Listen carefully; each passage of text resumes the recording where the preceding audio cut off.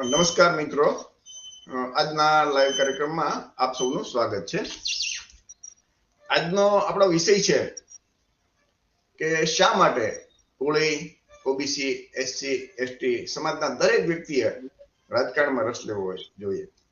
પછી ભણેલા હોય કે અભણ, પૈસાદાર હોય કે ગરીબ, મોટી ઉંમરના હોય કે યુવાનો હોય, બહેનો હોય કે ભાઈઓ, ટૂંકમાં દરેક વ્યક્તિ જો રાજકારણમાં રસ લેશે તો જ આપણો ઉદ્ધાર શક્ય બનશે. અને રાજકારણમાં રસ નહીં લે તો શું થશે એ પણ આપણે જોશું. આજના વિષય ઉપર આપણે ચર્ચા કરશું. તો મિત્રો, આજના કાર્યક્રમની અંદર આપણે લોકોએ રાજકારણમાં રસ લેવા વિશે એક મુદ્દા ઉપર ચર્ચા કરશું, જેમાં આપણી સાથે વલ્લભભાઈ કંટરિયા ઓબીસી એ જોડાણા છે, પ્રકાશભાઈ વાણિયા છે એ જોડાવાના છે, રાણાભાઈ ગોહિલ છે એ પણ જોડાવાના છે. તો ખાસ કરીને આપણો જે વિષય છે ને એ બધા બરોબર યાદ રાખે અને કાર્યક્રમ છે એ દરેક મિત્રો જોડાતા જાય અને શેર કરવાનું ભૂલતા નહીં, કેમકે આ કાર્યક્રમ છે ને એ ફેસબુકમાં કાયમ માટે પડ્યો રહેશે. અને તમે જોશો, તમારા મિત્રો જોશે, પણ તમે શેર કરશો તો તમારા બધા મિત્રોને એ જોવા મળશે. એટલે દરેક મિત્રોને વિનંતી કે કાર્યક્રમમાં જોડાય અને શેર કરવાનું ભૂલે નહીં. ફેસબુકમાં તમારા જેટલા મિત્રો છે એને તમે આમ કદાચ ઘરે ઘરે જઈને વાત નહીં કહી શકો, પણ તમે રાણાભાઈ ગોહિલ આપણી સાથે જોડાઈ શકતા નથી. હા રાણાભાઈ, શું પ્રોબ્લેમ છે તમને? આ તો જોડાઈ શકાય ને તો તમે જોડાજો, નહીં તો કઈ વાંધો નહીં. ઓકે, ચાલુ થાય તો જોડાઈ જાય. એ તો એમાં દેખાશે એટલે હું જોડી દઈશ તમને.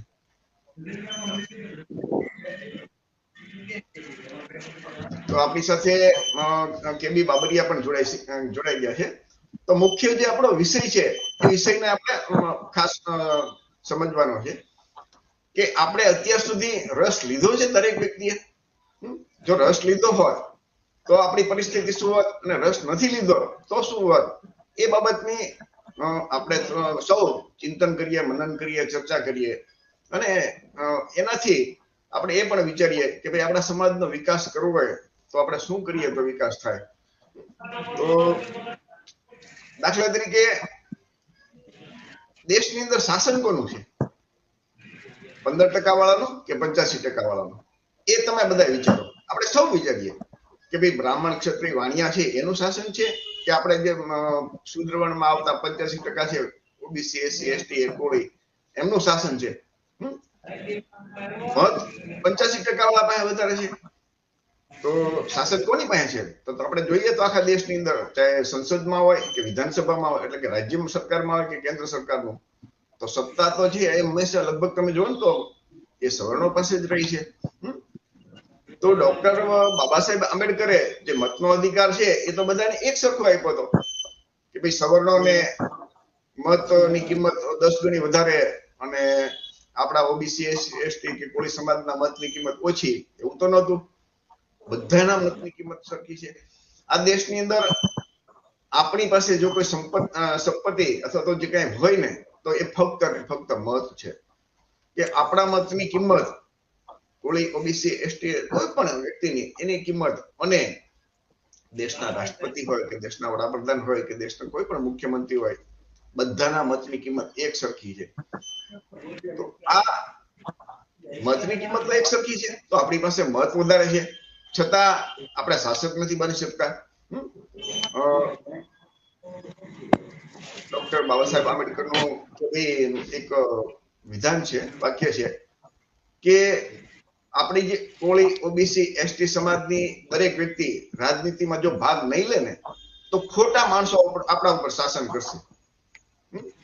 આ જો સમજવા જેવું છે કે આપણે રસ નહીં લઈએ તો એવા માણસો શાસન કરશે કે જે આપણે એને ઈચ્છતા નથી. આ વાત પણ સમજવાની છે. આપણે ગણેશ આમ કે ભાઈ ગુજરાતમાં સૌથી મોટી કોળી સમાજની વસ્તી, અને આઝાદીથી આજ સુધી એક પણ વખત કોળી સમાજનો કોઈ મુખ્યમંત્રી નથી બન્યો. વિચાર કરજો. તો આપણું જે હેતુ હોય કે ધ્યેય હોય કે ભાઈ અમારી વસ્તી વધારે તો અમારા રાજા બને, આપણા SC ST ના 2 ઉપ મુખ્યમંત્રી બને, તો આ કેમ નથી બન્યું એ પણ આપણે વિચારવું જોઈએ ને કે આઝાદીથી આજ સુધી તો શક્ય નથી બન્યું. ગુજરાતમાં વિધાનસભામાં 15% વાળા શાસન રહ્યા છે, એટલે કે ગુજરાત સરકારમાં 85% વાળા કેમ નહીં? આ બધી વસ્તુ શા માટે થાય છે? અને આપણે જો આમાં સક્રિય હોત અને દરેક વ્યક્તિ એક વ્યક્તિ ભાઈ ને બેન કે યુવાન બધા જો રાજકારણમાં રસ લીધો હોય તો આપણી શું દશા હોત કે ભાઈ દેશમાં આપણું શાસન હોત, સંસદમાં આપણું શાસન હોત, આપણા જે ક્લાસ વન અધિકારીઓ આપણા વસ્તીના પ્રમાણમાં હોત, પણ એ પણ નથી. મીડિયા ઉપર જો તો આપણો કબજો હોય. ભારતમાં એક પણ એવી સમાચાર ચેનલ ટીવી મુખ્ય ચેનલ નથી કે ભાઈ એમાંના માલિક કોળી OBC ST હોય. તો એ લોકો તો સમાચાર પણ એવા જ આપે ને. દેશના 10,000 ઉદ્યોગપતિ ત્યાં પણ આપણો એક પણ માણસ નથી. OBC 85% વસ્તી કરતા આપણો ઉદ્યોગ ધંધામાં સ્થાન નહીવત છે. હાઈકોર્ટ અને સુપ્રીમ કોર્ટના જજ તમે લ્યો તો ત્યાં નહીવત પ્રમાણમાં 1-2% જેવું હોય 85%ની વસ્તીની સામે. તો આ બધી વસ્તુ એના આપણે રસ લીધો હોત દરેક જગ્યાએ આપણું વસ્તીના પ્રમાણમાં એનું પ્રતિનિધિત્વ હોવું જોઈએ, પણ નથી. એનો મતલબ કે આપણે રસ લીધો નથી, આ સાબિત થાય છે. તો આપણી સાથે KB બાબરિયા પણ જોડાણા છે, એમને પણ સ્વાગત કરીએ.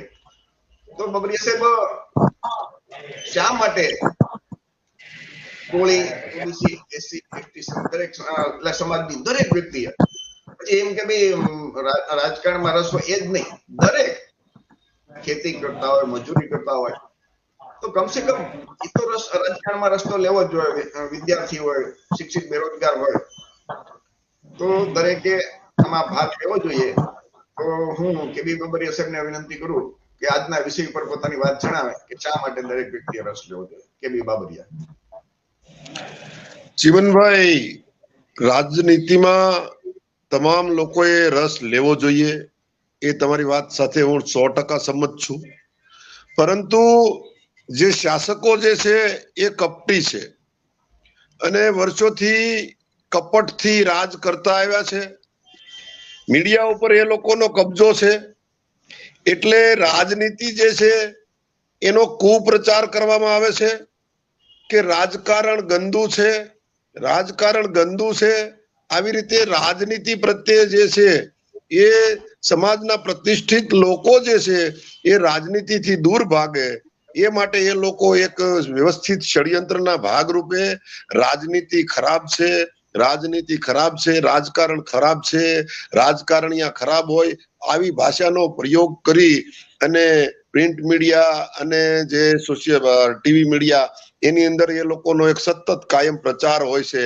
અને એના હિસાબે એક આખો એવો માહોલ જે છે પબ્લિકના મનમાં ઘુસાડી દેવામાં આવ્યો છે કે રાજકારણ એ ગંદુ હોય છે. અરે રાજનીતિ જે છે, રાજકારણ જે છે, જેનાથી તમારી જીવનની જે છે એ તમામ સુખાકારીઓની વ્યવસ્થા જે છે એ રાજનીતિજ્ઞોના મારફત થાય છે. લોકોને શિક્ષણ કેવું આપવું, કેટલું સસ્તું આપવું કે ના આપવું, કે આરોગ્યની સેવા સસ્તી આપવી કે ના આપવી, કે મોંઘી આપવી, કે આરોગ્યના નામ પર લૂંટવા કે શિક્ષણના નામ પર લૂંટવા, લોકોને પાણીની સુવિધાઓ આપવી કે ના આપવી, આવી તમામ વ્યવસ્થા જે છે એ રાજનીતિના માધ્યમથી થાય છે. લોકો ઉપર થતા અત્યાચારો જે છે એ અત્યાચારોને રોકવા કે નહીં, દારૂબંધી છે તો એની અમલવારી કરવી કે નહીં, આ બધી તમામ યોજનાઓ રાજનીતિના માધ્યમથી જ થાય છે. અને આ લોકો જે છે એ ગુજરાતમાં દારૂબંધી છે છતાં પણ એની અમલવારી કરતા નથી. અને એક પણ શહેર એવું નહીં હોય કે જ્યાં દારૂ નહીં મળતો હોય, કારણ કે એ જે છે એ આ ગરીબ પ્રજા જે છે, પીડિત પ્રજા જે છે, શોષિત પીડિત સમાજ જે છે એ લોકોને દારૂડિયા બનાવવાની જાણે યોજના હોય એ રીતે દારૂબંધીનો અમલ આ લોકો કરી રહ્યા છે. અને પબ્લિક જે છે એને રાજનીતિથી દૂર ભગાડી રહ્યા છે. રાજનીતિ ખરાબ છે, રાજનીતિ ખરાબ છે, આવો કુપ્રચાર જે છે એ વ્યવસ્થિત ચાલી રહ્યો છે. એના હિસાબે જે સજ્જનો, ઈમાનદાર લોકો એ રાજનીતિથી દૂર આ લોકોએ ઈરાદાપૂર્વક ભગાડ્યા છે એમ કહીએ તો પણ ચાલે. રાજનીતિ ગંદી છે એવો ડર બતાવી અને સજ્જનો, ઈમાનદાર, પ્રતિષ્ઠિત લોકો જે છે એને રાજનીતિથી આ લોકોએ એક ષડયંત્રના ભાગરૂપે દૂર ભગાડ્યા છે. અને એના હિસાબે આજે આપણી ઉપર નાલાયક, બેઈમાન, લૂંટારાઓ, ગુંડાઓ, ભ્રષ્ટાચારીઓ અને બળાત્કારીઓ જે છે એ આપણી ઉપર રાજ કરી રહ્યા છે. એટલે જ્યાં સુધી ઈમાનદાર લોકો રાજનીતિમાં નહીં આવે, જ્યાં સુધી પ્રતિષ્ઠિત લોકો રાજનીતિ પર નહીં આવે, ત્યાં સુધી આપણી ઉપર જે છે એ આ ગુંડાઓ, મવાલીઓ, બળાત્કારીઓ, ભ્રષ્ટાચારીઓ, ચોર, આ બધા જે છે એ એક પણ વિશેષણ જે છે એ આ બધા લોકોને ટૂંકા પડે એવા લોકોને જે છે રાજનીતિમાં આ લોકો એટલા માટે જ બેસાડ્યા છે કે જેથી કરીને પબ્લિકના મનમાં એક એવું પરસેપ્શન આવે કે રાજનીતિમાં ગુંડા હોય, મવાલી હોય. એનું કારણ જે છે એ આનું આ ષડયંત્ર આખું છે. એટલે હું તમામ સમાજના તમામ લોકોને, તમામ નાગરિકોને જે છે એ અપીલ કરું છું કે એને રાજનીતિમાં આવવું જોઈએ. કારણ કે રાજનીતિથી જ જે છે એ દેશની સુખાકારી, પબ્લિકની સુખાકારી, એની જે છે કાયદો અને વ્યવસ્થા છે, લોકોને ન્યાય છે, આ બધી જ વ્યવસ્થા જે છે એ રાજનીતિના માધ્યમથી જ થાય છે. કારણ કે રાજનીતિમાં બેસીને આપણે તમામ આયોજન કરવાનું હોય છે લોકોની સુખાકારી માટેનું, લોકોના કલ્યાણ માટેનું. એને કલ્યાણ રાજ કહી શકાય. અને કલ્યાણ રાજ કરવો, કલ્યાણ રાજ માટે જે છે એ જો લોકોની કલ્યાણની યોજનાઓની અમલવારી માટે જો ગુંડા, મવાલી, ભિખારીઓ બેઠા હોય, લૂંટારાઓ બેઠા હોય, તો એ ક્યારેય લોકોનું કલ્યાણ કરતા નથી. એટલે હું તમામ સજ્જનો, બુદ્ધિજીવીઓ ને ખાસ અપીલ કરું છું કે તમે લોકો રાજનીતિમાં આવો અને આ ગુંડાગર્દી, આ લૂંટારાઓ, ચોરના ને ભગાડો, બેઈમાનોને ભગાડો અને રાજનીતિને સાફ કરો. એટલે આ લોકોની રાજનીતિને ખતમ કરવી હોય, આ ગુંડાઓની, મવાલીઓની, તો આપણે ઈમાનદાર લોકોએ, પ્રતિષ્ઠિત લોકોએ જે છે એ રાજનીતિમાં આવવું જ પડશે. અને નહીં આવે તો પબ્લિકે જે છે એ કાયમ માટે એના પર ગુંડાઓ રાજ કરતા રહેશે, મવાલીઓ રાજ કરતા રહેશે, બળાત્કારીઓ રાજ કરતા રહેશે, ખૂની લોકો રાજ કરતા રહેશે. અને આને જો ખતમ કરવું હોય તો પ્રતિષ્ઠિત અને ઈમાનદાર લોકોએ રાજનીતિમાં આવવું જ જોઈએ. રાજનીતિ એ પબ્લિકના કલ્યાણની યોજના વાત છે. જે લોકોને ખરેખર આ પીડિત, દુખી લોકો પ્રત્યે એના મનમાં જો થોડો ઘણો પણ જો દયાનો ભાવ હોય અને જો તેઓ ખરેખર એની જો પીડા દૂર કરવા માંગતા હોય તો એનો એક જ રસ્તો છે કે તે રાજનીતિના માધ્યમથી જ તે લોકોને જે છે એની પીડા દૂર કરી શકે છે. કરુણા જે છે, કરુણા, માનવતા, ભાઈચારાનું નિર્માણ કરી શકે છે. ખૂબ ખૂબ આભાર બાબરિયા સાહેબ, તમે તમારી વાત રજૂ કરી. એ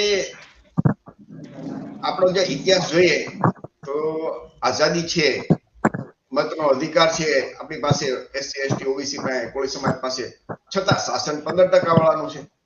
તો આમ કેમ? મતનો અધિકાર તો બધાને એક સરખો છે. તો બાબા સાહેબે કીધું ને કે ભાઈ ખોટા, આપણે જો ભાગ માની લઈશું રાજકારણમાં તો ખોટા માણસો શાસન ઉપર આવવા જશે. એનો મતલબ સીધી વાત છે, બાબા સાહેબની વાત સાચી પડી કે આપણે રસ નથી લેતા એટલે બીજા લોકો શાસન કરવા ઉપર આવી ગયા છે. ગુજરાતના કોળી સમાજ જ્યાં જ્યાં ભેગા થાય ને તો એવું કે આપણો મુખ્યમંત્રી હોવો જોઈએ, આપણા વસ્તીના પ્રમાણમાં મંત્રી હોવો જોઈએ, આવી વાતો કરતા હોય. તો એનાથી થાય છે તો ઊંધું. કોળી સમાજના એક વખત મુખ્યમંત્રી નથી બન્યા. ગુજરાતમાં સૌથી મોટી વસ્તી છે, 28 થી 30% જેવી. તો આવું કેમ બને છે? એનો એક તમે સીધો એક સરસ મજાનો આંકડો આપું કે ગુજરાતમાં જ્યાં જ્યાં કોળી સમાજના સંમેલન થાય ને, દાખલા તરીકે 10,000 લોકો ભેગા થયા, તો 10,000 લોકોને એમ પૂછ્યું કે કોળી સમાજનો મુખ્યમંત્રી બનાવો છો, તો બધા એક હાથે આંગળી કરે કે હા, અમારે ગુજરાતમાં કોળી સમાજનો મુખ્યમંત્રી બનાવો છે. ત્યાર પછી ગુજરાતની ચૂંટણી આવે અને જેવી ચૂંટણી થાય એટલે 10,000 માંથી છે ને એ 4,000 એ ભાજપને મત આપી દે. હવે ભાજપે તો પહેલેથી જાહેર કરી દીધું છે કે અમે મુખ્યમંત્રી નથી બનાવવાના કોળીને. 3,000 મતદારો છે એ કોળીને, કોંગ્રેસને મત આપી દે. તો કોંગ્રેસે પણ જાહેર નથી કરતા કે અમે કોળી સમાજના મુખ્યમંત્રી બનાવવાનું છે. 2,000 કોળી છે એ વીપીપીના મત આપે છે. વીપીપી એ જાહેર કરી દીધું છે કે ભાઈ અમે તો કોળી ઓબીસી ના મુખ્યમંત્રી બનાવશું અને એસસી એસટી ના 2 ઉપમુખ્યમંત્રી બનાવશું અને દરેક વ્યક્તિને એના હક અને બંધારણીય હક અધિકાર આપશું, શાસન પ્રશાસનમાં દરેક જગ્યાએ વસ્તીના પ્રમાણમાં ભાગીદારી આપશું. તો વીપીપી ના તો 2000 મત જ છે અને 1000 મત એ આપને આપીએ છે. તો આપણા કોળીના મુખ્યમંત્રી તો નથી બનાવવાના. તો જ્યારે એમ પૂછવામાં આવે કે તમારે કોળીનો મુખ્યમંત્રી બનાવવો છે તો 10,000 લોકો હાથ ઊંચા કરે અને એક મત થઈ જાય. પણ જ્યારે મત આપવાનો આવે તો બધા વેચાઈ જાય. તો ભાજપને માનો કે 4000 મત આપ્યા છે, એની સામે છે એ 3 કે 5 કે 6000 મત તો ભાજપ નથી એવા લોકો છે. છતાં શાસન કોનું આવે? 4000 વાળું. કેમ કે લોકશાહીમાં જે બહુમતી હોય જેની પાસે એમને સરકાર એમની બને. તો આ વસ્તુ આપણે સમજવાની છે કે આપણા મુખ્યમંત્રી કેમ બનતા નથી, આપણા વસ્તીના પ્રમાણમાં કેબિનેટ મંત્રી કેમ નથી બનતા, આપણા બંધારણીય હક અધિકાર આપણને કેમ નથી મળતા. તો આ વસ્તુ આપણે સમજવાની છે. એટલે ડોક્ટર બાબા સાહેબ આંબેડકરે કીધું કે ભાઈ મનુવાદી પાર્ટી છે અથવા તો બીજા જે પક્ષો છે, સવર્ણોના પક્ષો છે, એમાં તમે બાબા સાહેબનો એક કોટ છે કે મેં તમને જે પદનો અધિકાર આપ્યો છે ને રાજા બનવા આપ્યો છે, બીજાને રાજા બનવા માટે નહીં. બીજાને તમે રાજા બનાવો એનો મતલબ કે કાં તમે દલાલ છો કે ચમચાગીરી કરો છો. આ ડોક્ટર બાબા સાહેબનું એક વાક્ય છે અને એ આપણો ઇતિહાસ કહે છે કે આઝાદી પહેલા બાબા સાહેબ કીધું કે જો કોમ કભી ઇતિહાસ નહીં બના શકતી. એટલે મીન્સ કે આપણે આઝાદી પહેલા તો આપણી પાસે મતનો અધિકાર હતો નહીં. આપણા બાપ દાદા પાસે હતો જ નહીં. રાજાનો દીકરો રાજા થતો. પણ આઝાદી પછી ડોક્ટર બાબા સાહેબ આંબેડકરે આપણને મત નો અધિકાર આપ્યો અને આપણને એક તક આપી કે તમે તમારો રાજા બનાવી શકો. હવે પહેલા તો આઝાદી પહેલા તક હતી નહીં, હવે તક છે છતાં આપણે નથી મુખ્યમંત્રી નથી બનાવતા, આપણું શાસન નથી લાવતા. તો સવર્ણો કરતા સૌથી વધારે જવાબદારી આપણે છે. આપણે પોતે છીએ એસસી એસટી ઓબીસી કોળી સમાજના મતદારો, એના દરેક યુવાનો ભાઈઓ બહેનો કે આપણે આપણું જે કામ છે એ નિષ્ઠાથી નથી કરી શકતા. તો આના માટે કોળી સમાજમાંથી ઓબીસી સમાજમાંથી આવે છે વલ્લભભાઈ કંટારિયા. વલ્લભભાઈ તમને એ પૂછીશ, તમારું માઇક છે વલ્લભભાઈ, તમારું માઇક અનમ્યુટ કરજો. વલ્લભભાઈ કંટારિયા સંભળાય છે તમારું માઇક? તો તમે આ બાબતે શું કહેવા માંગો છો વલ્લભભાઈ? તમારો એક અભિપ્રાય આપજો. દરેક દર્શક મિત્રોને કોળી વિરાંગના એસસી એસટી ઓબીસી બહુજનની દીકરી જલકારીબાઈ વિરાંગનાની જન્મ જયંતિની મેં હાર્દિક શુભકામનાઓ. ખાસ કરીને ઓબીસી સમાજ અને એસસી એસટી સમાજ જે રાજકીય રસ નથી લેતો, રાજકારણમાં રસ લેવો એટલે આપણી જે મૂળ સમસ્યાઓ છે એ સમસ્યાઓ હલ નથી થતી. આ સમસ્યાઓને હલ કરવા માટે હું તો કહું દરેકે થોડો ઘણો પણ રાજકીય રસ લેવો જોઈએ. પોતે રાજકીય રસ ના લઈ શકે એમ હોય તો જે કોઈ રાજકીય રસ લેતા હોય એને સપોર્ટ કરવો જોઈએ. આર્થિક, નાણાકીય, શારીરિક ગમે તે રીતે રાજકારણમાં દરેકે રસ લેવો જોઈએ. રાજકારણમાં દેશની અંદર સૌથી મોટો ઓબીસી સમાજ છે કે જેની વસ્તી 54% ઉપર વસ્તી થાય છે. આજ લગી દેશ આઝાદ થયો ત્યારથી અત્યાર સુધીમાં એકવાર જાતિ આધારિત વસ્તી ગણતરી થઈ છે. જાતિ આધારિત વસ્તી ગણતરી નથી થતી એટલે ઓબીસી ની સંખ્યા કેટલી છે ખ્યાલ નથી પડતો. સાહેબે કીધું છે કે જેમની જેટલી વસ્તી એમની જે દેશની પાયાની લોકશાહીના 4 પિલર છે તેમાં હિસ્સેદારી હોવી જોઈએ. એ હિસ્સેદારી નથી મળતી એનું કારણ કે આપણી જાતિ આધારિત વસ્તી ગણતરી નથી થતી. તો દરેક લોકો રાજકીય આમાં રસ લે તો આપણી જે મૂળ સમસ્યાઓ છે, બાબરિયા સાહેબે કીધું એમ કે જે ઓબીસી સમાજને ખાસ લગતી સમસ્યાઓ, એ સમસ્યાનું નિરાકરણ કોઈ બીજા નથી કરી દેવાના, આપણે પોતે આપણે કરવું પડશે.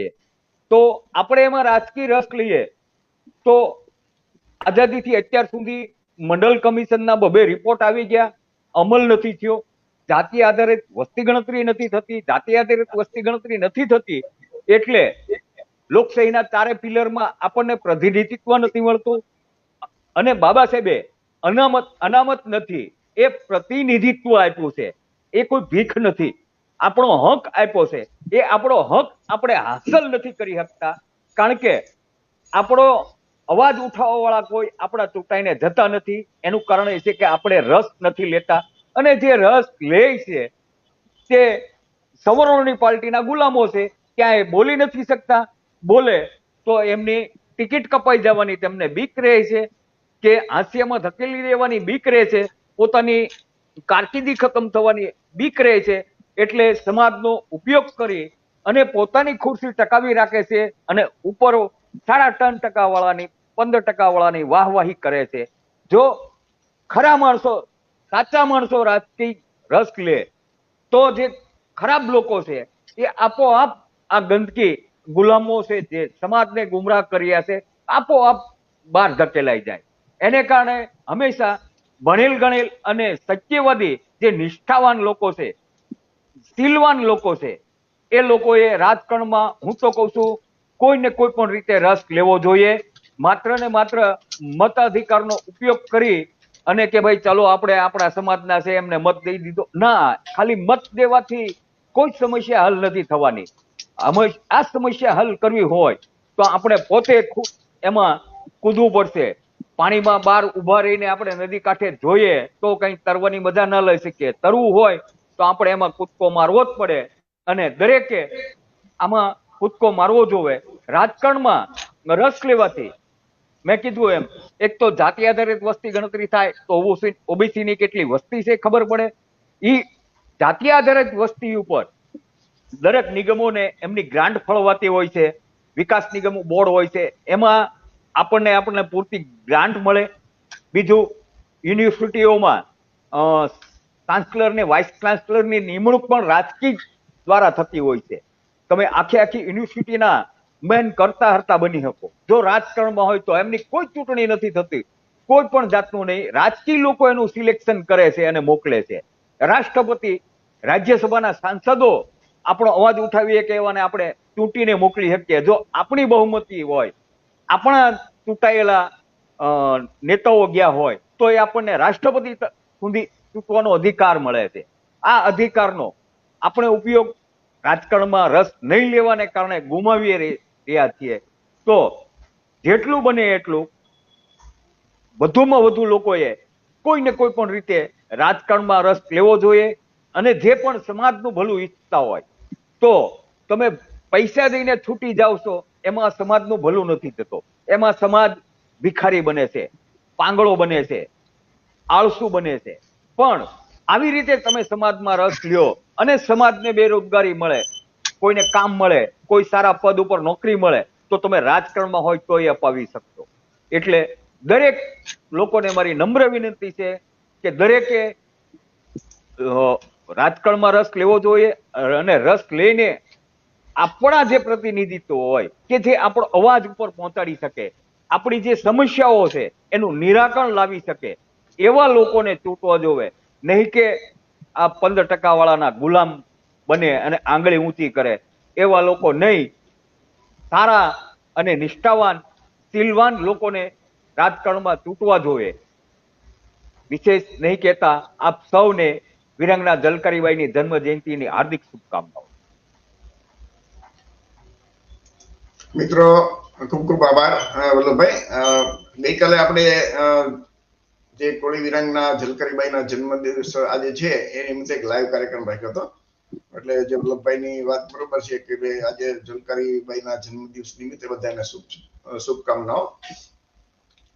આપણે વલ્લભભાઈની વાત સાંભળી. હવે આપણે પ્રકાશભાઈ વાણિયા જે જ્ઞાન પ્રકાશ બોધ છે એમની પાસેથી વાત સાંભળશું. એ પહેલા એક થોડીક વાત કરી લઈએ કે કોળી, ઓબીસી, એસસી, એસટી એટલે કે પછાત વર્ગના લોકો જો રાજકારણમાં રસ લે, બરોબર, બધા લોકો, અને પોતાનો મુખ્યમંત્રી બનાવે, પોતાનો પક્ષ હોય એનું શાસન લાવે તો શું થઈ શકે એને એક બે ત્રણ આપણે દાખલા જોઈએ. તો બિહારની અંદર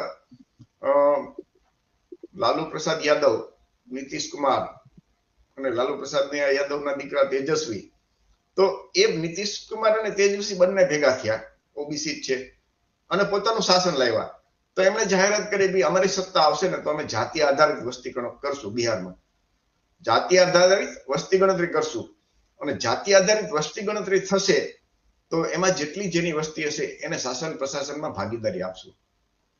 તો હવે આવા જ માનો કે ઓબીસી નો મુખ્યમંત્રી તો મધ્યપ્રદેશમાં પણ છે શિવરાજસિંહ, પણ એ આવું નહીં બોલી શકે કેમ કે એ અલગ પાર્ટીમાં છે. એટલે કોઈ પણ વ્યક્તિ કઈ પાર્ટીમાં છે અને એ પાર્ટીની અંદર એ શું પાર્ટીની વિચારધારા છે એ પ્રમાણે જ એને કામ કરવું પડે છે. એવી જ રીતે આપણે દાખલો લઈએ તો એમ કે સ્ટાલિન, તો એ ઓબીસી મુખ્યમંત્રી છે અને એનો પક્ષ છે એ ઓબીસી ની એસસી અને એસટી ની ટૂંકમાં પછાત વર્ગોના હક અને અધિકારોનું રક્ષણ કરવા માટેની એની વિચારધારા છે.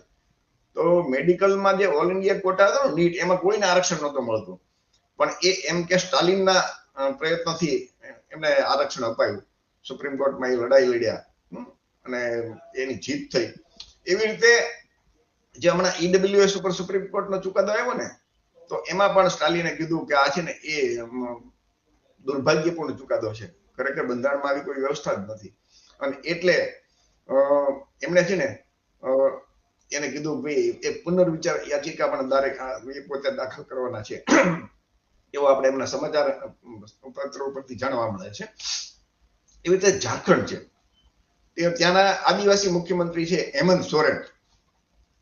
તો એમણે 15 સપ્ટેમ્બર 2022 ના રોજ, એટલે થોડાક સમય પહેલા જ ત્યાં નવી આરક્ષણ નીતિ કે વસ્તીના પ્રમાણમાં દરેકને આરક્ષણ આપ્યું. એટલે જે 50% લિમિટ હતી એના બદલે 10% ઓબીસી ઈડબ્લ્યુએસ આરક્ષણ એટલે 60, અને એની ઉપર બીજું 17%, એટલે કુલ 77% આરક્ષણ એને કરી દીધું.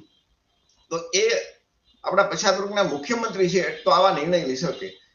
તો ગુજરાતમાં આપણે આઝાદીથી આજ સુધી આપણું શાસન લાવી નથી શક્યા, એના કારણે આપણી આ સમસ્યા ઊભી થાય છે. તો પ્રકાશભાઈ વાણિયાને આપણે વિનંતી કરી કે પ્રકાશભાઈ, આ વિષય ઉપર આપનું શું કહેવાનું છે કે ભાઈ ગુજરાતની અંદર દરેક જગ્યાએ આપણું શાસન પ્રશાસનમાં પ્રતિનિધિત્વ મળે, તો એના માટે એટલા માટે કોળી સમાજે રસ, ઓબીસી ના, એસસી ના અને એસટી ના દરેક યુવાનો, બધા લોકો ટૂંકમાં માતા બહેનો બધા જો રાજકારણમાં રસ લે તો કેટલા એના સુખદ પરિણામ આવી શકે, એવું તમારી વાત કરો Prakashbhai Vaniya. Okay sir, thank you. પહેલા તો આજે ઝલકારીબાઈ, વીરાંગના ઝલકારીબાઈની જન્મ જયંતિ છે, તો એની તમામ દર્શકોને બહુ બહુ મંગલકામના. ડોક્ટર બાબા સાહેબ આંબેડકરે કીધેલું કે શિક્ષિત બનો. તો ભારત દેશમાં શિક્ષણની વ્યવસ્થા આપણા એસસી એસટી ઓબીસી સમાજ માટે, આપણો દેશ આઝાદ થયો 1950માં બંધારણ અમલ આવ્યું પછી અમુક લોકો શિક્ષિત બન્યા. શિક્ષિત બનવાનો મિનિંગ પણ એ લોકોએ એવો કર્યો કે મતલબ ખાલી ચોપડી જ્ઞાન લઈને પોતાની સર્વિસ કરીને પોતાનું ઘર ચલાવ્યું, એને આપણા લોકોએ શિક્ષિત સમજી લીધું. બાબા સાહેબ એમ પણ કહેતા કે જો તમારે તમારા સમાજનો ઉદ્ધાર કરવો હોય તો શિક્ષિત બનીને રાજકારણમાં રસ લેવો પડશે. રસ એટલા માટે લેવો પડશે કે તમારી સમસ્યા કે તમારા દેશનું જે કાનૂની વ્યવસ્થા જે છે એ તમામ વ્યવસ્થા કાયદા ટોટલી રાજ્યસભા અને સંસદ ભવન બંને જે ભવન છે એમાં જ બનવાના છે. તો આપણા લોકો શિક્ષિત બનીને ફક્ત નોકરી કરી અને એની આવનારી પેઢી માટે જે ડોક્ટર બાબા સાહેબ આંબેડકરે જે હકના અધિકાર અપાવ્યા હતા એ પણ સાચવી ન શક્યા. એનું કારણ એ કે આપણા લોકોએ રાજકારણમાં રસ ન લીધો એટલે ઘણું બધું આપણા લોકોએ ગુમાવી દીધું છે. બાબા સાહેબ કહેતા કે political power is the master key by which we can open all the door for us. મતલબ કે પોલિટિકલ પાવર છે એ એવી કી છે કે જેનાથી તમે તમારી તમામ સમસ્યાનું સમાધાન કરી શકો છો. આ જે બે ભવનમાં જ આખા દેશના, આપણું જેમ એક ઘર ચલાવવા માટે કોઈ ઘરનો કોઈ મુખિયા હોય છે અને એ સારી રીતે જો ઘર ચલાવે તો ઘરનો પ્રગતિ થતી હોય છે, કુટુંબની પ્રગતિ થતી હોય છે, એવી રીતે આપણા દેશ ચલાવવા માટે પણ એક બધી પોલિટિકલ પાર્ટીઓ ઇલેક્શન લડીને બહુમતથી જીતીને આ દેશને ચલાવતી હોય છે. તો આપણા દેશમાં જાતિને આધારિત બહુ ખરાબ અને ગંદી માનસિકતા ધરાવતા લોકો, જે ઉચ્ચ વર્ણના જે લોકો છે, એને આ દેશને પણ એક સમાન ન ગણ્યો. આપણા જે મૂળ નિવાસી વર્ષોથી લોકો અહીંયા રહે છે, જેને પોતાનું તન, મન, ધન ને તમામ વસ્તુ દેશ માટે હોમી દીધી છે, છતાં પણ એ લોકોએ એટલી બધી ખરાબ નીતિ રાખી, ભેદભાવ નીતિ રાખી, લોકોને ખૂબ જ અપમાનિત કર્યા, ફક્ત ને ફક્ત અજ્ઞાન રાખ્યા. અજ્ઞાન રાખીને રાજકારણ ઉપર રાજ કરીને આજે પણ આપણે જોઈ શકીએ છીએ કે એ લોકો આપણી ઉપર, ટૂંકમાં જે દેશ કઈ રીતે, દેશના લોકો અજ્ઞાન કઈ રીતે રહે, એવા જ કાનૂની વ્યવસ્થા ને એવી જ વ્યવસ્થા ઉભી કરે છે કે જે પૈસાવાળા લોકો, જે સવર્ણ, જે પહેલાથી પૈસાવાળા છે અને પહેલાથી રાજકારણમાં હોવાના કારણે પૈસા બનાવી લીધા છે, એવા જ લોકો રાજ કરી શકે એવા કાયદા ને કાનૂન બનાવી રહ્યા છે. તો અને તમામ લોકો જે સવર્ણ, જે પૈસાવાળા વધુ ને વધુ પૈસાવાળા બને છે, અને ગરીબ લોકો જેને ખબર નથી કે રાજસત્તાથી જ આપણી સુખાકારી વધવાની છે અને રાજસત્તાથી જ આપણું જે તમામ સમસ્યા છે એ સમસ્યાનું સમાધાન થવાનું છે, એવી આવા કોઈ પાઠ પણ કોઈ જગ્યાએ ભણાવવામાં આવતા નથી, કોઈ સ્કૂલમાં નથી ભણાવવામાં આવતા કે કોઈ મહોલ્લામાં ભણાવવામાં નથી આવતા. આ જે ફક્ત ભણાવવામાં આવે છે, જે પોલિટિકલ સાયન્સ જે સબ્જેક્ટ લઈને રાખતા હોય છે, એને ભણાવવામાં આવે છે. પણ કમનસીબી એવી છે કે આપણા SC ST સમાજના લોકો ભણતા પણ નથી, અને ભણે છે તો એ ફક્ત રોજગારી કેમ મેળવી શકે એટલું જ ભણે છે, જેથી કરીને એની આવનારી પેઢી, જે બાબા સાહેબે જે વ્યવસ્થા ઉભી કરી હતી, જે બાબા સાહેબ એકલા હાથે વ્યવસ્થા ઉભી કરીને ગયા, અને પછી જે આપણને તમામ હક ને અધિકાર અપાયા, પછી લાખો કરોડો એન્જિનિયર બન્યા, લાખો કરોડો ડોક્ટર્સ બન્યા, લાખો કરોડો વકીલ બન્યા, લાખો કરોડો કલેક્ટર બન્યા, IPS બન્યા, તમામ લોકો બન્યા. બાબા સાહેબના સમયમાં બાબા સાહેબ એકલા જ હતા, છતાં પણ એને તમામ હક ને અધિકાર અપાવી દીધા.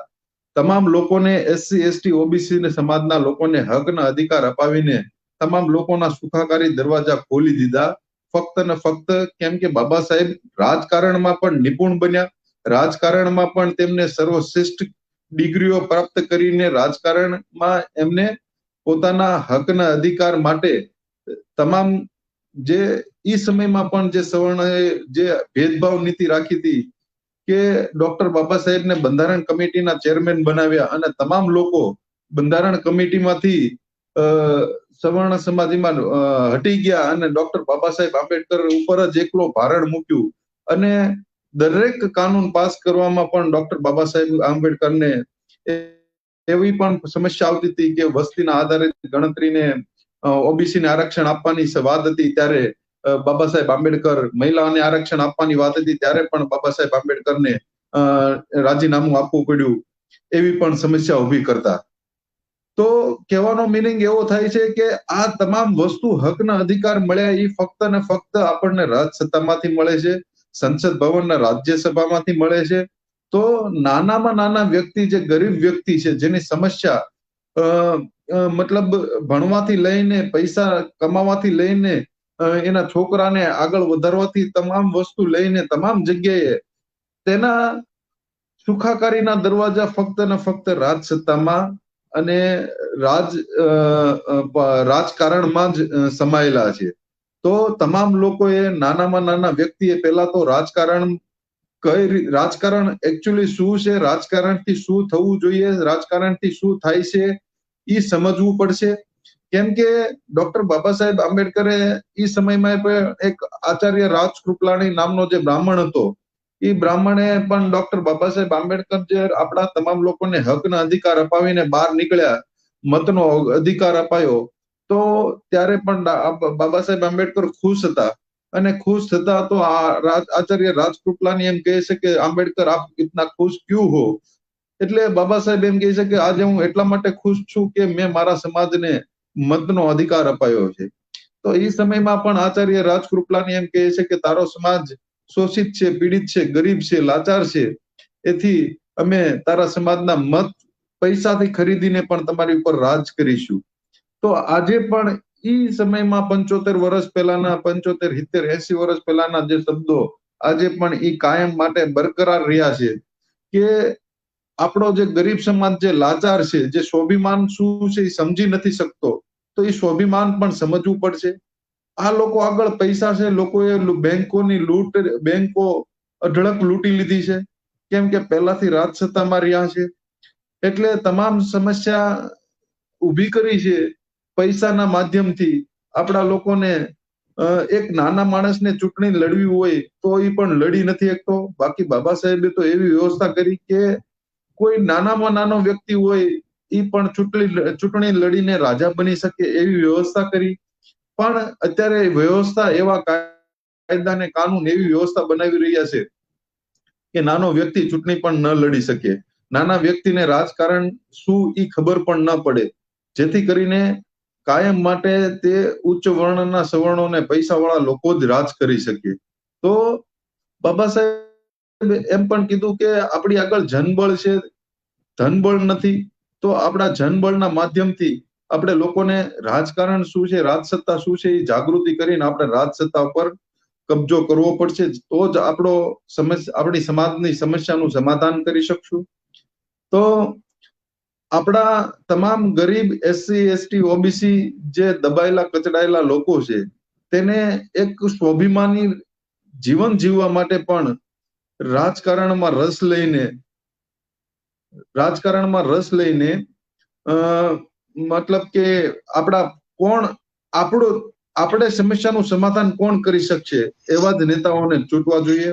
નહીં કે દેશ આઝાદ થયો પછી આપણે જોઈ શકીએ છીએ કે દેશના કેટલા મુખ્યમંત્રી બ્રાહ્મણો બન્યા, દેશના કેટલા પ્રધાનમંત્રી બ્રાહ્મણો બન્યા, તમામ સવર્ણ સમાજના મુખ્યમંત્રી, પ્રધાનમંત્રી બ્રાહ્મણો બનતા આવ્યા છે. તો આવી એક મોટી ઉચ્ચ નીચની ભેદભાવ જે ઉભો કર્યો છે આ લોકોએ રાજસત્તાના માધ્યમથી, અને એક ખોફનાક રાજનીતિ કે જે SC, ST, OBC સમાજમાં પેલા તો આપણા જ સારા વ્યક્તિ હોય એને દબંગ બનાવી દે, દબંગ બનાવીને એમાં જ રાજ કરવાની, એના ઉપર શોષણ કરવાની જે આ લોકોએ પણ નીતિ અપનાવી છે કે જેથી કરીને SC, ST, OBC સમાજમાં લોકો જે નાના લોકો હોય એ પણ એવું વિચારે છે કે નહીં કે રાજકારણમાં બહુ ગંદુ હોય છે, રાજકારણમાં મર્ડરો થઈ જતા હોય છે, રાજકારણમાં ટૂંકમાં ભાઈ લડતા હોય છે. તો આ જે તમામ જે ખોફનાક ઊભી કરી છે આ લોકોએ, તો જો આ બધી જ સમસ્યાનું આપણે સમાધાન કરવું હોય તો તમામ લોકોએ રાજકારણમાં જવું જ પડશે, જ્ઞાની બનવું પડશે. ખાલી શિક્ષિત નથી બનવાનું, આપણે શિક્ષણની સાથે આપણા જે વડીલો કહેતા કે શિક્ષિતની સાથે આપણે જ્ઞાની પણ બનવાનું છે. તો તમામ લોકોએ ગરીબ લોકો જે છે એને આ જે સવર્ણની જે પાર્ટી હોય છે, ચાહે ભાજપ હોય, કોંગ્રેસ હોય કે આમ આદમી પાર્ટી હોય, તમે જોવો છો કે ઈ લોકોની પાર્ટી તરત જ મતલબ ટેક ઓફ થઈ જાય છે, ટેક ઓન થઈ જાય છે, તરત જ સ્પીડ પકડી લે છે. અને SC, ST, OBC સમાજના દ્વારા બનાવવામાં આવેલી પાર્ટીઓને સ્પીડ પકડવામાં ઘણી બધી વાર લાગતી હોય છે. એનું કારણ પણ એવું છે કે આ લોકો જે સમજે છે કે આ લોકો એવું સમજે છે કે જો આ લોકોની પાર્ટી OBC, SC, ST ની પાર્ટી જો આમાં સ્પીડ પકડશે તો આ રાજ સત્તામાં આપણી ભાગીદારી ઘટી જશે ને આ લોકો આગળ વધી જશે. તો તમામ સમસ્યા આપણી રાજ સત્તામાં છુપાયેલી છે. એનું સમસ્યાનું જે સમાધાન છે રાજ સત્તામાં છુપાયેલું છે. તો તમામ લોકોને એવું તો હું ગરીબ લોકોને એવું જ કહેવા માંગીશ, ગરીબ SC, ST, OBC સમાજના લોકોને, કે જો તમારે તમારા ભવિષ્યમાં પણ તમારા છોકરાઓની જિંદગી સુધારવી હોય, આપણી આવનારી પેઢીને મજબૂત બનાવવી હોય, શિક્ષિત બનાવવી હોય, જ્ઞાની બનાવવી હોય, સુખાકારી રીતે જીવી શકે એવી બનાવવી હોય, સ્વાભિમાની જીવી શકે એવી રીતે બનાવવી હોય તો રાજકારણમાં તમામ લોકોને આવવું જ પડશે અને એવી પાર્ટી સાથે જોડાવવું પડશે કે જે ઓબીસી એસસી એસટી દ્વારા બનાવવામાં આવેલી હોય પાર્ટી સાથે જોડાવવું પડશે, નહીં કે કોઈ સવર્ણ સમાજની પાર્ટી સાથે જોડાવાનું. કારણ કે જે હું તમને એક વાત કહું કે ગરીબ ઘણા લોકો એવું વિચારશે કે કેમ આ સવર્ણ વાત બોલે છે, પણ આ એક ઇતિહાસ છે કે 75 વર્ષ સુધી પણ જેને રાજ કર્યું એને આપણા જે દેશમાં જે આપણી જે અશોક રાજાના સમયમાં સોને કી ચિડિયા કહેવાતું ભારત આજે તમે જોવ છો કે ક્યાં ને ક્યાં પહોંચાડી દીધું, અને આપણા દેશમાં તમામ ટૂંકમાં ગરીબીના અંતે લાવી દીધું છે. તો આ લોકો અહીંથી ખૂબ જ લૂંટી, ખૂબ જ પૈસા લૂંટ્યા, ખૂબ જ ધન લૂંટ્યું. તો આ લોકોને ફક્ત લૂંટવા ઉપર જ મતલબ એ લોકોનું ધ્યાન છે, નહીં કે આ દેશના ઉદ્ધાર માટેનું. તો આ દેશના ઉદ્ધાર ફક્ત એવા જ લોકો કરી શકે કે જે અહીંના મૂળ નિવાસી હોય છે, અને જે પોતે ગરીબ છે એટલા માટે એ ગરીબી શું છે એનું દુઃખ દર્દ સમજી શકે છે. આ જે ધનવાનો છે એ ગરીબી એટલે શું એ કઈ સમજી શકતા નથી. આપણે જોઈએ છે કે કોરોના કાળમાં કેટલા આપણે બધા હેરાન થયા. ઓન ધી સ્પોટ કોઈને કીધા વગર લોકડાઉન કરી નાખ્યું અને કેટલા લોકોને હેરાન કર્યા. રેશન પાણીથી લઈને તમામ લોકોને દંડ પણ એટલા ઉઘરાયા. તમામ જગ્યાએ આપણને ખૂબ જ હેરાન કરવામાં આવ્યા. અને જે સવર્ણ સમાજના લોકો બહાર વિદેશમાં હતા, વિદેશમાંથી લોકોને ત્યાંથી કાઢ્યા, તો એ લોકોને પ્લેનની વ્યવસ્થા કરીને અહીંયા વાતે ગાતે ભારત દેશમાં બોલાવવામાં આવ્યા. પ્લસ મન કી બાત કરીને કે પ્રધાનમંત્રી પણ એની સાથે વાત કરતા સવર્ણની, અને મુખ્યમંત્રી પણ વાત કરતા અને પ્રધાનમંત્રી પણ વાત કરતા, કેમ છો, તબિયત કેમ છે. પણ જે નાનો વ્યક્તિ છે, જે હાવ ગરીબ વ્યક્તિ છે, જે બીજા રાજ્યમાંથી કે બીજા સિટીમાંથી અહીંયા આવ્યો હોય અને એની આગળ પૈસા ન હોય તો એને જવું પડે, તો એના માટે બસની વ્યવસ્થા પણ ન કરી, ન કોઈ જાતની વ્યવસ્થા કરી. અને બિચારા ઘણા બધા એવા લોકો જે આપણી વચ્ચે નો રહ્યા કે જેની સમસ્યા હાવ દયનીય હતી, અને ગરીબીના કારણે એ લોકોએ કોરોનામાં જીવ ગુમાવ્યા છે.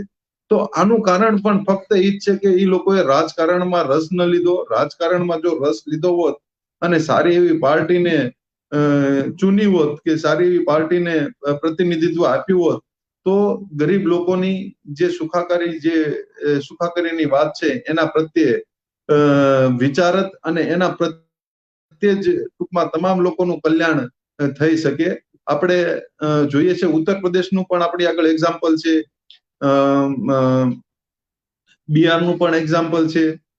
અને અત્યારે સમય પણ એવો છે કે રાજકારણમાં જો આપણે નહીં આવીએ હવે પછી, તો આપણી આવનારી પેઢી ખતમ થવાની ઉપર છે. આપણને હક અધિકાર જે મળ્યા છે એ ખતમ થવાના આણે છે, ખતમ થવાના અંતે છે. તો ભણેલા ગણેલા વ્યક્તિઓએ અવશ્યપણે રાજકારણમાં આવવું પડશે. તો જ અને તો આવનારી પેઢી છે, આપણા છોકરાઓ છે, એનું ભવિષ્ય આપણે સુધારી શકશું. નકર ફરીથી આપણે ગુલામ બનવાનો વારો આવી જાય એવી સમસ્યા અત્યારે ઊભી થઈ છે. ખૂબ ખૂબ આભાર પ્રકાશભાઈ. પ્રકાશભાઈ સરસ મજાની વાત કરી કે સમાન અને સ્વાભિમાન. તો છત્તીસગઢના મુખ્યમંત્રી નંદકુમાર બઘેલ એ ખુદ ભાવનગર આવ્યા હતા, એટલે હમણાં ગયા વર્ષે. તો એમણે કીધું ભાઈ તમારા ઓબીસી ની તો અહીંયા આટલી મોટી વસ્તી અને છતાં તમે શાસક કેમ નથી? તો તમારા સમાજમાં કે સમાન અને સ્વાભિમાન નથી? આવી વાત એમણે કરી કે જો સમાન અને સ્વાભિમાન હોય તો શાસક તો તમે હોવા જોઈએ, એના બદલે આ લોકો કેમ છે સવર્ણો? તો આ જાગૃતિ નથી આપણા સમાજમાં, ઓબીસી એસસી એસટી સમાજના કે કોળી સમાજના મતદારોમાં, એટલે આવું થાય છે ને. તો આ જાગૃતિ લાવવાનું કામ કોને કરવાનું છે? તો જે ઓબીસી એસસી એસટી અને કોળી સમાજનો જે ભણેલો ગણેલો સમાજ છે, ખાસ કરીને જે ડોક્ટર બાબા સાહેબ આંબેડકરની અનામત નીતિ કે આરક્ષણ નીતિનો લાભ લઈ અને નોકરી કરે છે, નાના મોટા ધંધા રોજગાર સબસિડી લઈને કરે છે, શિક્ષણમાં જેમને લાભ લઈને આગળ વધ્યા છે, એન્જિનિયર થઈ ગયા, ડોક્ટર થઈ ગયા, તો આ મિત્રોની જવાબદારી છે. જે સમાજમાં જો એનો સમાજ પાછળ રહી જાય તો સમાજને જગાડવાનું કામ હંમેશા બુદ્ધિજીવી લોકોનું હોય છે. તો એનો મતલબ કે આપણા ઓબીસી, એસસી અને એસટી અને કોળી સમાજના જે બુદ્ધિજીવી લોકો છે એ સમાજને જગાડવામાં ક્યાંક પાછા પડ્યા છે. કોઈ વ્યક્તિ એવું વિચારે કે ભાઈ રાજકારણમાં હોય એ જગાડે તો એ શક્ય નથી. કેમ કે એ જે રાજકીય પાર્ટીમાં છે એ વિચારધારાની એ પાર્ટીની વિચારધારા મુજબ એને કામ કરવું પડે. એ ઓબીસી, એસસી, એસટી કે કોળી સમાજના હક અધિકાર માટે નથી બોલી શકતા. જો બોલી શકતા હોત તો આજે આ સમસ્યા જ ન હોત. પણ એ સમસ્યા છે. તો એનો મતલબ કે આપણે જે આપણા બુદ્ધિજીવી લોકો છે જેમણે ખાસ કરીને ડોક્ટર બાબા સાહેબ આંબેડકરની અનામત નીતિથી નોકરી કરી અને જે આપણું પ્રતિનિધિત્વ ત્યાં કરે છે, જે આપણું નહીં પણ બાબા સાહેબના નામનો ઓબીસી, એસસી, એસટી સમાજ વતી ખાય છે, પગાર મેળવે છે, તો એની જવાબદારી છે કે સમાજને જગાડે. તો દાખલા તરીકે હવે અત્યારે તો આપણે ચૂંટણી માથા ઉપર છે.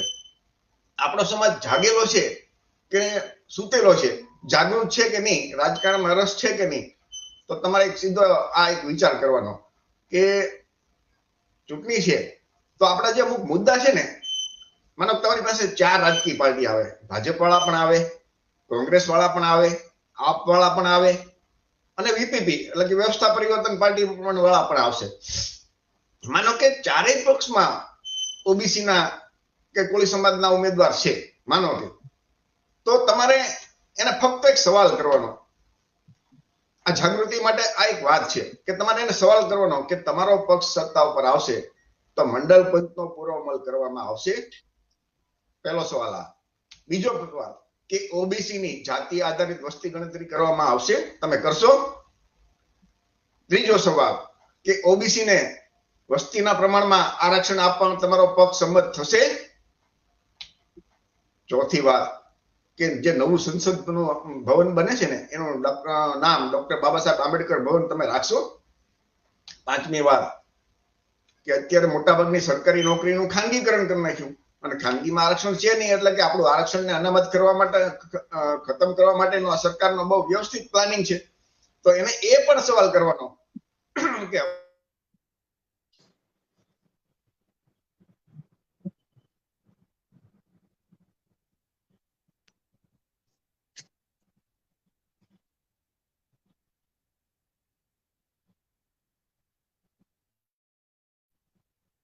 એમને પૂછવાનું કે તમે આખા દેશની અંદર એક સમાન અને ફ્રી શિક્ષણ આપશો?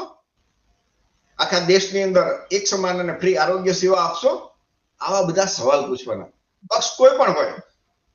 તો આ જેટલા પક્ષ મેં તમને સવાલ પૂછ્યા ને એમાં બધામાં હા પાડવા વાળી પાર્ટી હોય એ તો એક જ છે, વ્યવસ્થા પરિવર્તન પાર્ટી. શા માટે? તો કે એના જે સ્થાપક છે, એના જે માલિક છે, એના જે હાઈકમાન્ડ છે એ કોળી છે, ઓબીસી છે, એસસી છે અને એસટી છે. તો બાકીની પાર્ટી છે એમાં પણ ઉમેદવાર તો આપણી સમાજના જ છે, કે કોળીના હશે, ઓબીસી ના હશે, પણ એમની એ પક્ષની વિચારધારા શું છે એ પહેલા જુઓ. જો આ બધી આપણી જે આ બધી સમસ્યા પૂરી નથી થઈ, આપણને આ બધા બંધારણીય હક નથી મળ્યા, એનો મતલબ કે આપણે જાગૃત નથી. તો જાગૃત હોત તો આ બધી સમસ્યા જ ન હોત. તો એ સમસ્યા આપણે ક્યારે પૂરી કરશું? દાખલા તરીકે જે તે પાર્ટીની અંદર ધારાસભ્ય ચૂંટાઈ જાય પણ એ તો ઓબીસી ની જાતિ આધારિત વસ્તી ગણતરી તો નહીં કરાવે, મંડળ પંચનો પૂરો અમલ તો કરશે નહીં. બાકીની ભલામણ જે બાકી આજની તારીખે આઝાદીથી જે હકો મળવા જોઈતા હતા એ ઓબીસી ની 52% થી વધારે વસ્તી છે, 54% થી એને નથી મળ્યા આજની તારીખે. છતાં જે પક્ષો નથી આપતા એને જ ઓબીસી લોકો, કોળી લોકો સમર્થન આપે. તો આ આપણી જાગૃતિનો અભાવ છે ને. અને આ જાગૃતિ લાવવાનું કામ કોને કરવાનું છે? ઓબીસી, એસટી, એસટી ના જે ભણેલા યુવાનો છે, નોકરી કરતા યુવાનો છે, એમણે આ સમાજને જગાડવાનું છે. બાકી મજૂરી કરતો હોય, હીરા ઘસતો હોય કે ખેતી કરતી વ્યક્તિને આવી ખબર ન હોય, એને જો તમે આ મુદ્દા સમજાવશો તો એ જાગશે અને એ ગુલામી કરવાનું બંધ કરશે. ડોક્ટર બાબા સાહેબ આંબેડકર કીધું કે મેં તમને મહત્વનો અધિકાર છે એ રાજા બનવા માટે આપ્યો છે, દલાલ કે ચમચા બનવા માટે નથી આપ્યો. તો આ બાબતે આપણે કાર્યક્રમ લાંબો નથી કરવાનો. હવે વલ્લભભાઈ કંટારિયાને આપણે છેલ્લે પૂછવું કે વલ્લભભાઈ કંટારિયા, તમારું માઇક અનમ્યુટ કરજો અને તમે આ બાબતમાં શું કહેવા માંગો છો કે જે આપણા મુદ્દા છે એ ચારેય પાર્ટીની અંદર આપણા જ ઓબીસી, એસસી, એસટી ના ઉમેદવાર હોય અને એ તમારી પાસે આવે તો ત્યારે આપણા સમાજના જે મતદારો છે, કોળીના જે મતદારો, ઓબીસી ના, એસટી ના, એસટી ના મતદારો, એ શું વિચારવું જોઈએ, શું કહેવું જોઈએ અથવા તો શું કરવું જોઈએ?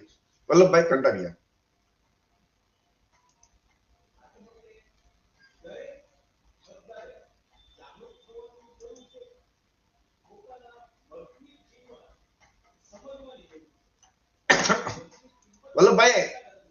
પ્રકાશભાઈ, વલ્લભભાઈ નો અવાજ આવે છે તમને?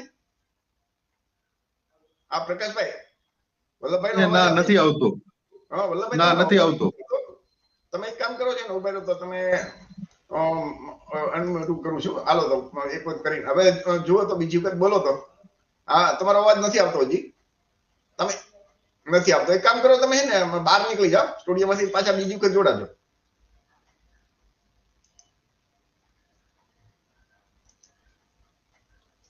તો વલ્લભભાઈને આપણે પૂછ્યું હતું કે ભાઈ આ જે ખાનગીમાં આરક્ષણ છે એ કોણ આપશે? ભાજપ આપશે, કોંગ્રેસ આપશે, વીપીપી આપશે કે આપવાળા આપશે? બાબા સાહેબ આંબેડકર નું નામ છે આમાં જે નવા સંસદ ભવન સાથે કોણ રાખવાનું બોલે છે, કોણ કહેશે? એ પણ આમ પૂછવાનું.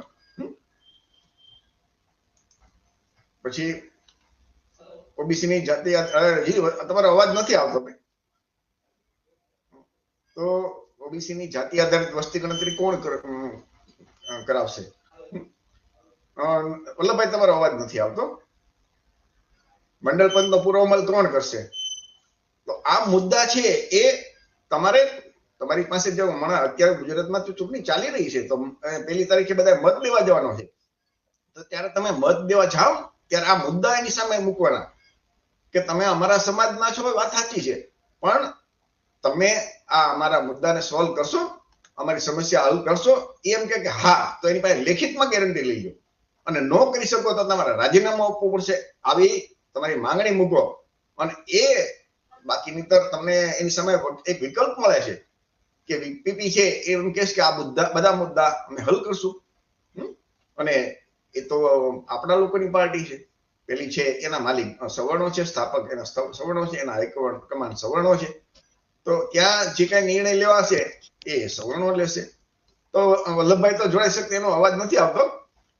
તો પ્રકાશભાઈ ને કહી કે તમારું માઇક અનમ્યુટ કરી અને આ બાબતે આપણે કાર્યક્રમ પૂરો જ કરીએ છીએ. હવે તો આજે અત્યારે કોઈ ચૂંટણી ચાલી રહી છે અને ઉમેદવારો વિવિધ પક્ષના આવે તો એને આ પ્રશ્નો પૂછવા જોઈએ કે નહીં, અને જાગૃત મતદાર તરીકે આપણે શું કરવું જોઈએ? જાગૃત મતદાર એ બાબતે તમારો અભિપ્રાય આપો.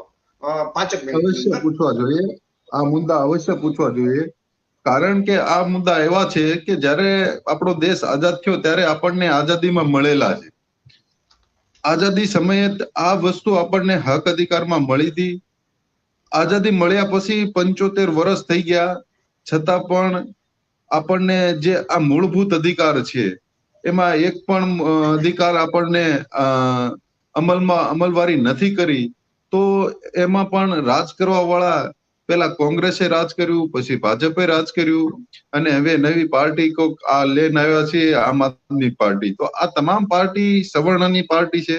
ઈ લોકો પણ જ્ઞાની છે. એ લોકોને ખબર છે કે જો આ મુદ્દા અમે અમલમાં મૂકશું તો આ લોકોનો સર્વાંગીક વિકાસ થશે.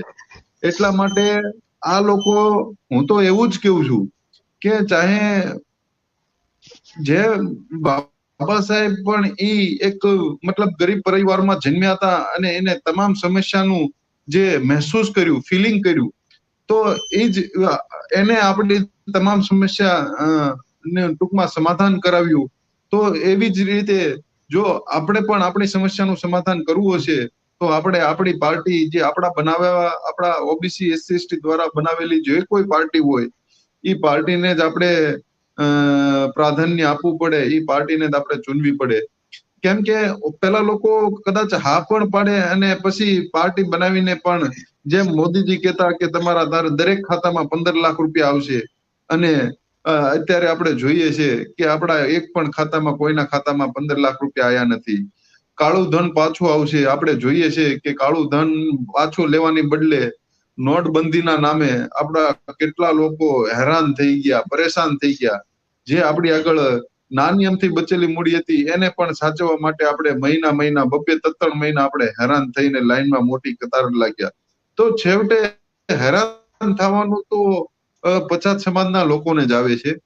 અને તો આવા જે સમસ્યાનું જે સમાધાન છે, આ લોકો હા પણ પાડે તો પણ હું તો એવું માનું છું કે આ લોકો ઉપર વિશ્વાસ ન કરવો જોઈએ. આપણે ફક્ત ને ફક્ત જે આપણા સમાજ દ્વારા ઓબીસી એસસી એસટી દ્વારા જે બનાવવામાં આવેલી પાર્ટીઓ છે એ પાર્ટીને જ પ્રાધાન્ય આપવું જોઈએ. એવા લોકો, એના જે ઉમેદવાર છે તમામ જગ્યાએ આખા ગુજરાતમાં, હું તો કહું છું જે પણ જગ્યાએ બહુજન સમાજની પાર્ટી ઊભી હોય, SC ST OBC દ્વારા બનાવવામાં આવેલી પાર્ટી ઊભી હોય, એ જ પાર્ટીના ઉમેદવારને મત આપવો જોઈએ. ગુજરાતમાં અત્યારે આપણે જોઈ રહ્યા છીએ કે એક જ પાર્ટી એવું લીડિંગ કરે છે અને એક જ પાર્ટી 324 દિવસ પણ કામ કરી રહી હોય તો એવી વ્યવસ્થા પરિવર્તન પાર્ટી જે આપણે અત્યારે ગુજરાતમાં પણ ઉમેદવાર ઉભા રાખ્યા છે, તો એવું મારું માનવું છે કે જો આ તમામ સમસ્યા જે આપણે અત્યારે સ્ક્રીનમાં જોઈ રહ્યા છીએ એ તમામ સમસ્યાનું સમાધાન કરવું હોય તો આપણે વ્યવસ્થા પરિવર્તન પાર્ટીને મત આપવો જોઈએ, જેથી કરીને કે આવનારી સમાજ, આપણી આવનારી પેઢી છે એના માટે આ એક પ્લેટફોર્મ બની રહે, જેથી કરીને કે આવનારા પેઢી માટે એક આપણું નાનું અમથું ઘર બને તો આવનારા લોકો જે આપણી આવનારી જે પેઢી છે એને આગળ ચલાવી શકે. બાકી તો જે બાબા સાહેબે આપણને હક અધિકાર અપાયા હતા એમાંથી પણ ખતમ થઈ રહ્યા છે. અત્યારે આપણી એવી સમસ્યા, અત્યારે આપણે એવી જગ્યાએ આવીને ઉભા છે કે આપણે એને આપેલા અધિકાર બચાવવા કેમ, આપેલા અધિકારને કેમ આપણે સુરક્ષિત રાખવા, એની પણ સમસ્યા અત્યારે આપણા માટે ઉભી થઈ છે. તો આ લોકોએ 75 વર્ષમાં આપણને જે અધિકાર દેશ આઝાદ થયો હતો એ મળ્યા હતા, એ પણ ગુમાવી દીધા છે, એ પણ આપણા લઈ લીધા છે, આપ્યા નથી. અને જે આપેલા બંધારણમાં લેખિત હતા એ પણ આપણા લોકોના અધિકારને એ બધું ગુમાવી દીધું છે અને આપણા લોકોને કઈ ખબર પડવા દીધી નથી. તો આ બધી જવાબદારી ભણેલા ગણેલા શિક્ષિત લોકોની હોવી જોઈએ, OBC SC ST સમાજના. કેમ કે કોઈ પણ એક મજૂરી કરતો વ્યક્તિ છે એને બિચારાને રાત પડે ને એને જમવાનું કેમ મળે, એની ફેમિલીને જમવાનું કેમ મળે, એનું ફેમિલી કેમ ચાલે, એનું ઘર કેમ ચાલે, એની એટલી જ જવાબદારી એને હોતી હોય છે, એને એટલી જ સમજણ હોતી હોય છે. તો આ અધિકાર બચાવવાનું કામ આપણા ભણેલા ગણેલા જ્ઞાની લોકોનું હતું, પણ એ લોકો પણ નથી કરી શક્યા. તો હવે આપણા લોકોને સમજાવીને, તમામ લોકોને, ગરીબ લોકોને પણ સમજાવીને કે આવનારી જે 1 તારીખે જે મતદાન છે તો એ 1 તારીખે મતદાનના દિવસે આપણી જે બહુજન સમાજની પાર્ટી, વ્યવસ્થા પરિવર્તન પાર્ટી છે એને મત આપવો જોઈએ. ખૂબ ખૂબ આભાર. વલ્લભભાઈ કટારિયા, તમને અવાજ સંભળાય છે ને? હા હા સંભળાય છે. મારો અવાજ આવે છે? તો હવે તમારો અવાજ આવે છે. તમે અચ્છા. આખું આપણે કાર્યક્રમ પૂરો કરીએ છીએ, પણ આજ મુદ્દે તમારું શું કહેવાનું છે એ તમારી વાત રજૂ કરો.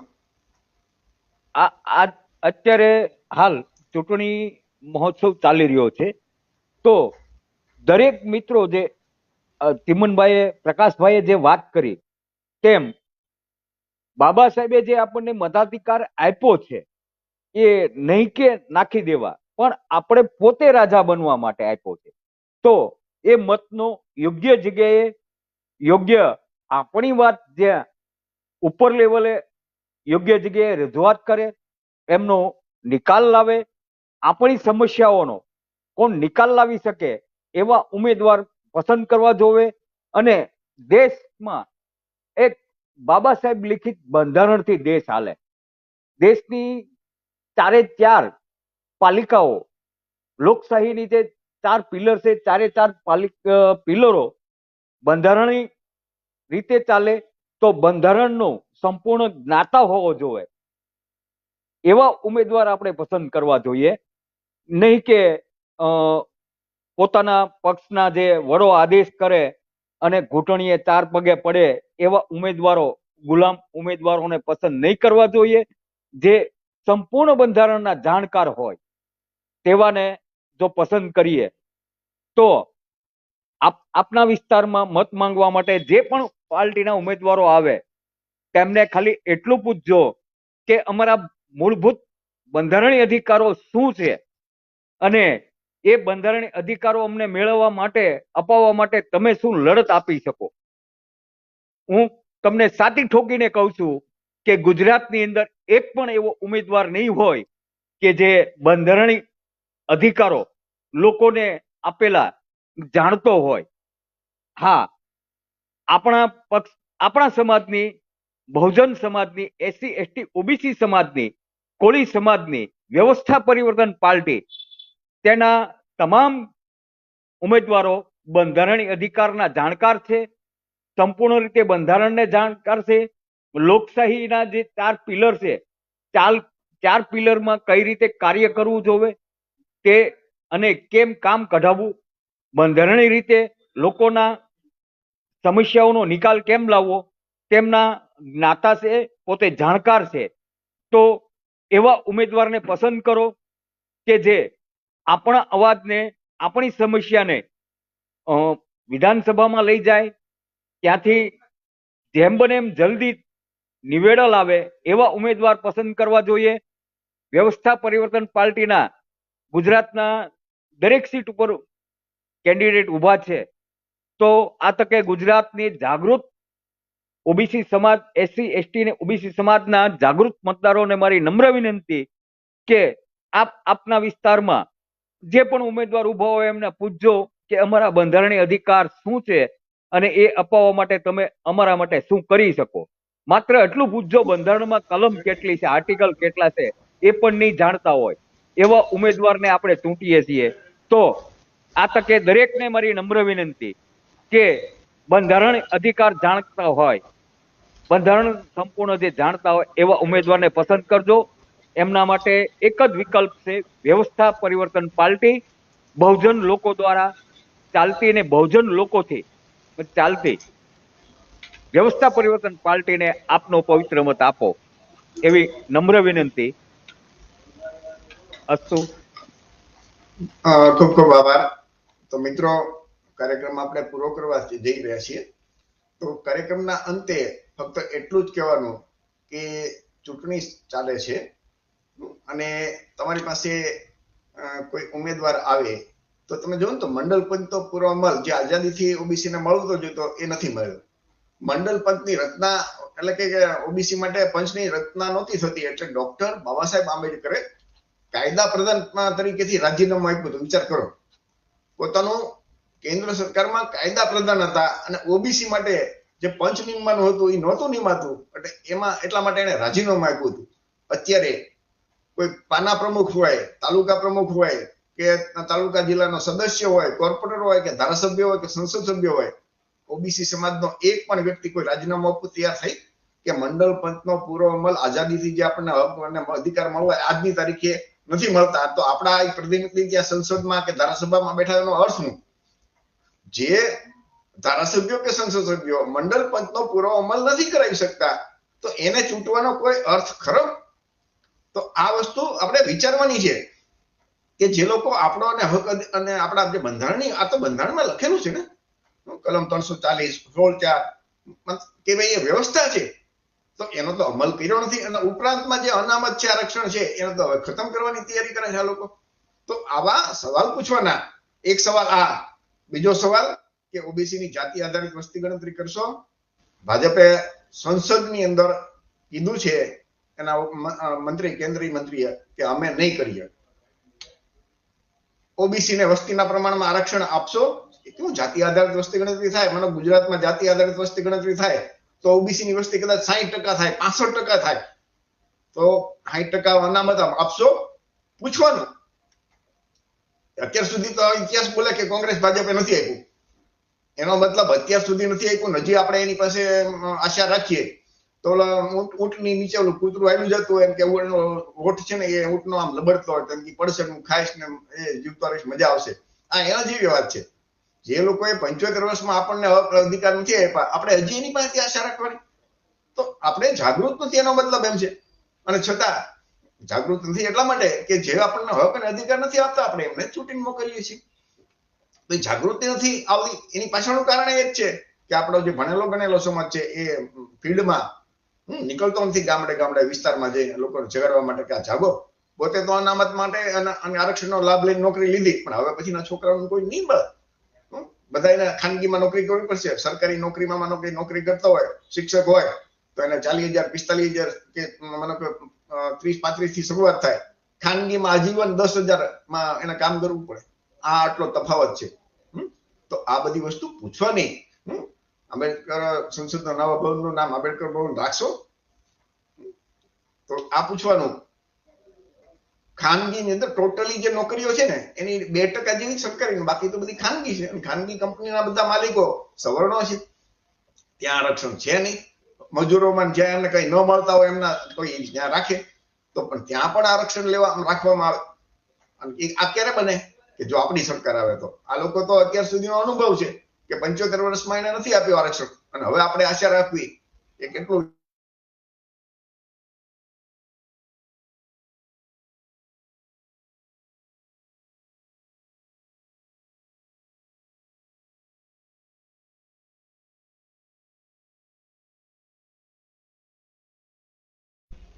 ભાવનગરમાં 5000 આરટી માં ફોર્મ ભરાણા, 1000 છોકરાઓને એડમિશન મળવાનું છે. તો એનો મતલબ એમ થાય ને કે આપણા જે હક અને અધિકાર છે એ નથી મળતા. તો આવું આપણે સવાલ કરવાના, અને સવાલ કરશું એ સવાલના આધારે, એટલે કે આપણે જાગશું, જાગૃત બનશું, તો આપણે આપણા હક અધિકાર મળશે. અને એવા પક્ષોને તમે મતદાન કરો કે જે આપણી બધી સમસ્યા હલ કરે. તો મિત્રો, ફરીથી આજે જે લાઈવ કાર્યક્રમમાં જોડાના વલ્લભભાઈ કંટારિયા, કેબી બાબરિયા, પ્રકાશભાઈ વાણિયા, એમનો ખૂબ ખૂબ આભાર. અને આપ જે મિત્રો જેમણે લાઈવમાં જોડાના હતા એ પણનો ખૂબ ખૂબ આભાર. આ વિડીયો જેટલા મિત્રો જોવે એ બધાને વિનંતી કે શેર કરજો. તમારા મિત્રો સાથે રાત્રે ઓટલા ઉપર કે ગલ્લામાં કે ક્યાંય ગમે ત્યાં બેઠા હોય, 4-5 જણા કે 7-8 જણા, તો આ શરૂ કરી દો. તમારી પાસે મોબાઈલની અંદર ડેટા તો પડ્યો હશે, આજે નહીં તો કાલ, પણ એનો ઉપયોગ કરો અને આ સમાજમાં જાગૃતિ લાવવા માટેનું. તમે એમ લાગે કે ભાઈ હું અડધી કલાક ન બોલી શકું, મારા સમાજને ન સમજાવી શકું, મારા ઘરના ન સમજાવી શકું, તો આ વિડીયો તમારી સાથે છે, મોબાઈલ છે તમારી પાસે, એ માઇક જેવું છે. હા, 5 જણાને ભેગા કરીને સમજાવો, તો આવી રીતે જાગૃતિ થશે. જાગૃતિ કરવા કોઈ બીજું તો નહીં, સમાજને જગાડવા માટે કોઈ બીજું નહીં આવે, આપણે જ જગાડવા પડશે બધાને. અને એ જવાબદારી આપણી જ છે. ક્રાંતિ કરવી હોય તો બધું કામ આપણે જ કરવું પડશે. તો ફરીથી જે લોકો મિત્રો જોડાણા